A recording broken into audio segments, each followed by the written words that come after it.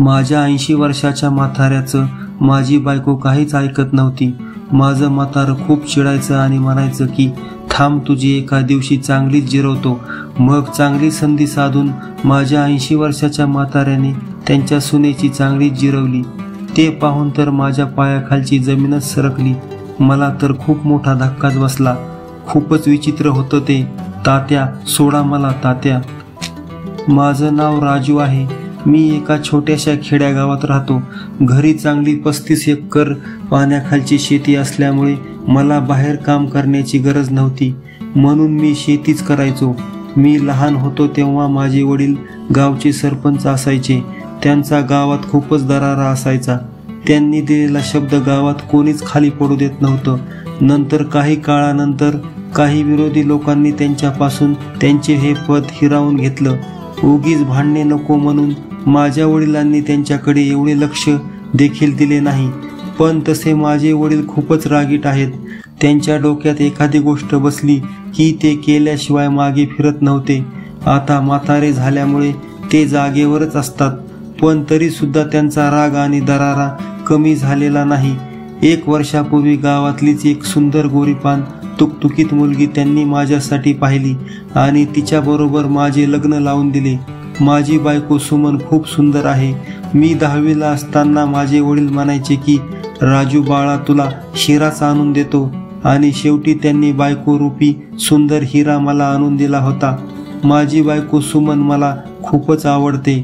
माझं प्रेम तिच्यावर दिवसेंदिवस वाढत चाललं होतं. सुमन जे काही सांगेल ते मी तिला आणून द्यायचो. तिच्या सर्व इच्छा पूर्ण करायचो. सोनं, दागदागिने, कपडा लत्ता, ती जे काही मागेल ते मी तिला वेळ न घालवता लगेच आणून देत होतो. पण माझ्या बायकोला माझ्या प्रेमाची कसली जाणीव राहिली नव्हती. ती तर मला एक लाळ गाळणाऱ्या कुत्र्यासारखे समजू लागली होती. तिला स्वतःच्या सुंदरतेचा खूपच गर्व झाला.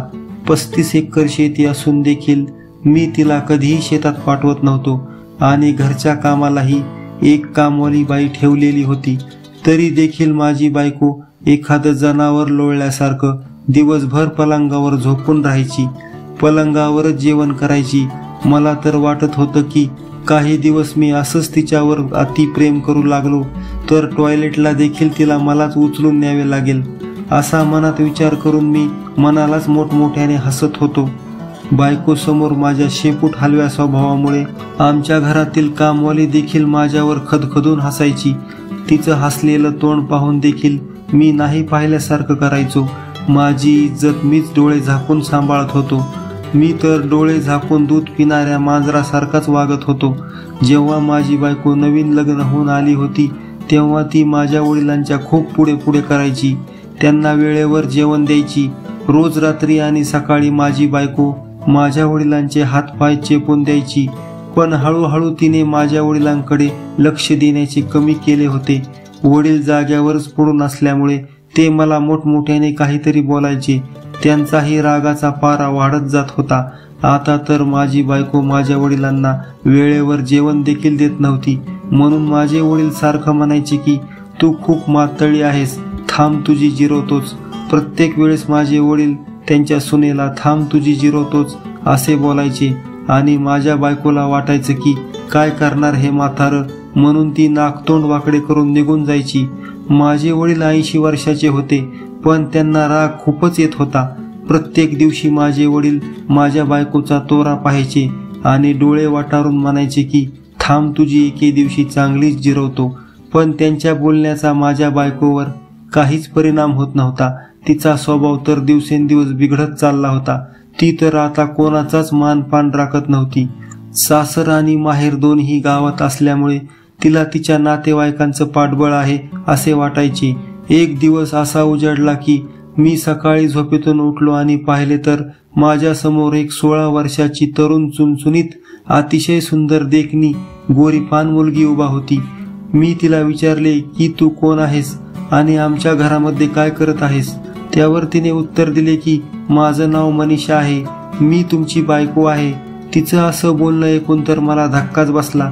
मी विचार करू लागलो की एका रात्रीत बायको कुठून आली. मी तर या मुलीला ओळखत देखील नाही. मग ही 16 वर्षाची तरणी बांड मुलगी स्वतःला माझी बायको म्हणून घेते. असं कसं काय?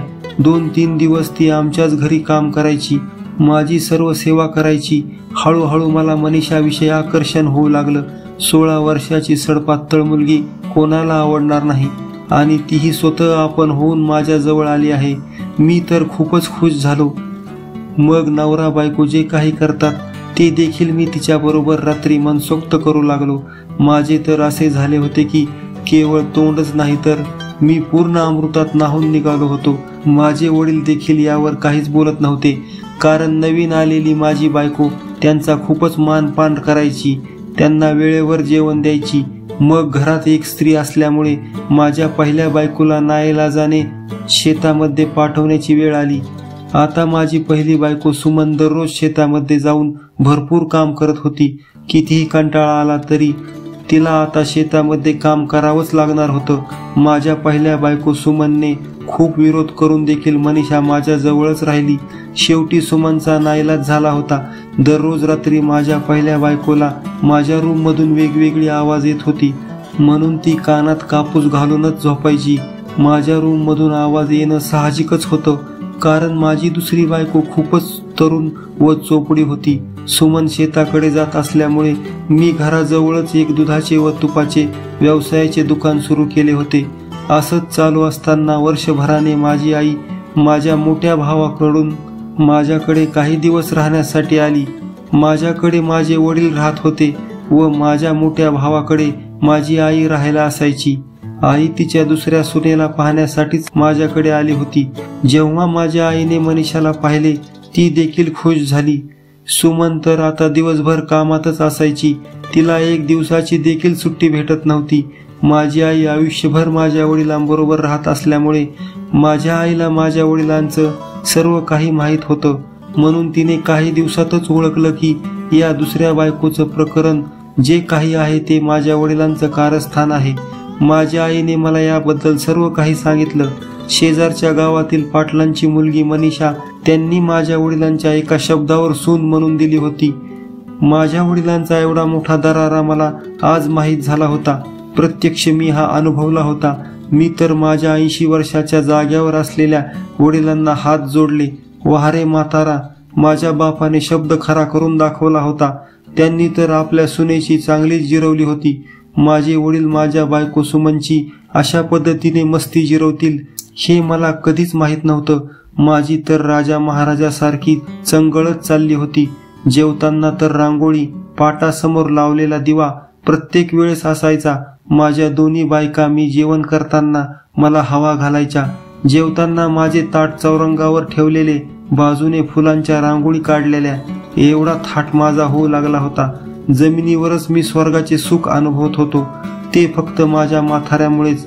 बाप जरी जागेवर पडलेला असला तरी तो बापच असतो. एखाद्या वटवृक्षाप्रमाणे मला माझ्या वडिलांची सावली वाटायची. काही वर्षांनी वडील हे जग सोडून गेले, पण त्यांच्या फोटोला पाहून देखील माझ्या दोन्ही बायका घाबरत होत्या. थांब, तुझी जिरवतोच, हा आवाज तर अजून देखील माझ्या कानात घुमत आहे. माझ्या आई वडिलांमुळे माझा संसार खूपच सुखाचा झाला. खरंच आई वडिलांचे उपकार कोणच फेडू शकत नाही. ते तर देवापेक्षा देखील श्रेष्ठ असतात. मित्रांनो, ही कथा आवडली तर या व्हिडिओला लाईक करा, शेअर करा व आमच्या चॅनलला सबस्क्राईब करा. धन्यवाद मित्रांनो.